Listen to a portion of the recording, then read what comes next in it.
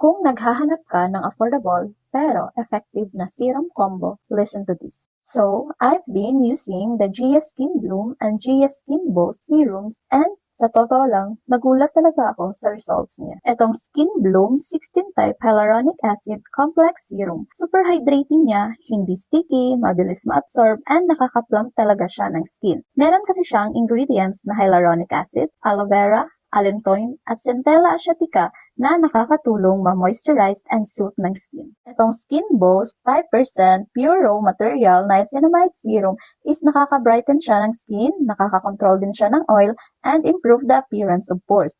Meron kasi siyang ingredients na aloe vera, papaya, guava leaf, carrot extract, and witch hazel din for added skin benefits. Based in my experience sa paggamit ko ng Gia Duo Serum na to, mas naging hydrated yung skin ko, mas less na rin yung oily, and mas fresh na rin tingnan. Hindi siya mabigat sa face, and pwede din siyang gamitin daily. So, I recommend this serum sa mga friends ko, relatives, and even sa family ko na gusto mag-start ng skincare nila or mag-upgrade ng routine nila without spending too much. Kaya kung ako sa inyo, try nyo na rin to. Promise, worth it at hindi ka talaga magsisisi. Check my yellow basket and grab yours now!